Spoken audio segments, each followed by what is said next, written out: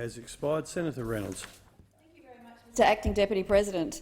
I rise this afternoon to share the remarkable story of an extraordinary team of West Australian women who are now leading the world in the exploration of our solar system. Last week at Curtin University, I had the honour of meeting an absolutely astonishing group of women who are some of the most respected planetary scientists in Australia and indeed in the world. These extraordinary women are part of the Desert Fireball Network, which is based at Curtin University, which is working with NASA and also Lockheed Martin to uncover the secrets of our solar system. This groundbreaking research project has already started discovering some of the secrets of the formation of the solar system by the study of meteorites, fireballs and tracking their journey through space. Now, I've got to say to the team, my apologies in advance for any details of the science of your extraordinary project wrong, but I will make best endeavours to get the science right. The project itself uses an autonomous network of miniature observatories, which are developed and built by the researchers in Western Australia. To my non-scientific mind, this network of cameras seems very similar to a single optical dish, but much more effective. These observatories now cover a third of Australian skies, and what they do is they take pictures of the solar system all night, every night. These cameras track and triangulate fireballs for positions of the meteorites and their pre-Earth orbits from multiple viewpoints. It is absolutely mind-blowing science done with mind-blowing accuracy. Now, none of this would have been possible without the Pawsey Supercomputing Centre, located in WA. It's where the data produced by the Fireball network is stored and later analysed. And this centre is also responsible for making the extraordinary work done by the Square Kilometre Array project and other big data projects in West Australia possible. After tracking and pinpointing the location of fallen objects, scientists begin the trek on the ground to collect them. So literally these scientists have observed a meteorite which is probably about this big in the desert. No mean task, I've got to say. And they are finding these meteorites. It's probably a lot harder than finding a needle in a haystack. So after they've recovered the meteorites, they actually start to analyse them. And again, these meteorites contain the secrets of the creation of the solar system.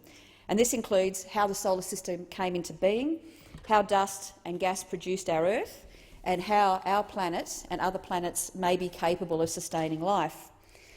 Now, in addition to NASA, the Desert Fireball Network has also partnered with Lockheed Martin Space Systems, and the technologies that the West Australian team has developed are now being adapted for satellite tracking. Christened Project Fire Opal, the project is unique in using multiple simultaneous observations of satellites from different viewing angles to pinpoint their positions in the sky and where they've fallen on Earth. Each observatory itself is an intelligent imaging system. Acting as a network, they are capable of determining orbits for hundreds of objects every hour in real time. Now, the amazing women that I met of this network come from a diverse round of scientific disciplines, and their backgrounds and their ages are about as diverse as their hair colours of these ladies in the team. And I'd now like to recognise each and every one of these extraordinary ladies. And I really hope that we can make what these women are doing and make every young girl that dreams and looks to the stars and wants a future in planetary science, they'll look at these women and know that it is possible. First of all, I'd like to acknowledge Renee Sayers. Renee is a passionate advocate for all things space, and I think she's got one of the coolest titles around. It's International Space Communicator. Renee's passion for outreach and engagement is a tremendous asset for our state as we continue to develop a thriving space industry in Western Australia. Gretchen Benedicts is an internationally renowned scientist, and she's the lead on the mineralogy and petrology studies of the meteorites found by the network's own geologists. And I had the pleasure of holding a rock from Mars and ones that have been found in the Wolf Creek crater. It's extraordinary what they're doing. Now, Dr Lucy Foreman is one of the team of PhD students in the team. Her role is detecting extralunar fragments in lunar soils collected on the Apollo 14 mission to the Moon. Lucy, however, saw the light and moved to Perth from the UK to continue her career and make an impact on this field. And she came to West Australia because we are now the global hub, one of the main global hubs for planetary sciences. Nicole Neville has a great passion for hard rock geology, evolution and seeking the unknown. She was selected for the John Curtin Leadership Academy in 2015 and recently won the Victorian Space Science Education NASA Prize for the top planetary science honours under the geology category. And she has just completed a 3-month internship at NASA, a collaboration for her that will continue. Morgan Cox is a geology undergraduate who is responsible for decoding the timing of fireball trajectories. She tried to explain to me exactly how she does this, and I didn't get past the words, "This is what I do." But it was extraordinary maths and just application of science. And she's won, as an undergraduate, she's already won the 2016 Eugene Shoemaker Impact Cratering Award from the International Lunar and Planetary Sciences Institute, and she's already presented her work on shocked minerals in international conferences. Katrina Miljevic is a planetary scientist with expertise in numerical and experimental impact physics. She analyses data from numerous space missions. Her research focuses on understanding of geophysics of planetary bodies, including Earth, through impact processes, as well as cratering mechanics and shock physics. I'd also pay tribute to the irrepressible Professor Philip Bland, who I've come to have a great deal of affection and respect for. He's the instigator and developer of the Desert Fireball Network.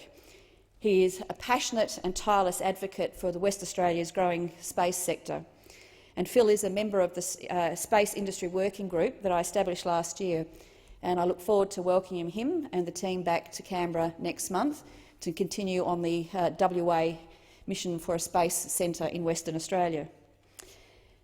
Now, Mr Acting Deputy President, these remarkable West Australian women are part of Australia's and the global international planetary science community. And I talk about those amazing women today because I think that the work that they do is not only nationally significant, it is globally significant.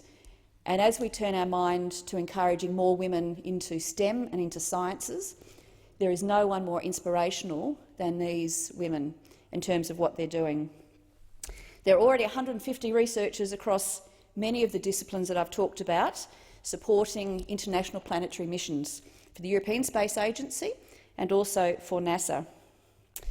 In 2015, Australia and NASA came together in a formal partnership of planetary science with the creation of the NASA Solar System Exploration Research Virtual Institute. Now, this organisation has provided ground floor access for Australian researchers in the mission concept development. Australian planetary scientists are also represented on NASA, as I said, European Space Agency and Japanese Space Agency mission science teams. And again, it's just amazing the work across so many different disciplines and sciences that's happening in Western Australia. Now, I'm hoping that once the Megan Clark review of a National Space Agency is concluded, which I understand next month, is that we will have put together with the state government a fabulous case why we should have a new space agency based in Western Australia. What we want to do is bring the best and brightest minds already in Perth and across the nation under one roof with international agencies, governments and industry to apply their knowledge and capability to build this agency. West Australia already has the greatest space capability of any state. Space research, space exploration, in both the military and civilian spaces. And finally, I'd like to commend all West Australian universities for working together so harmoniously on this proposal with the support of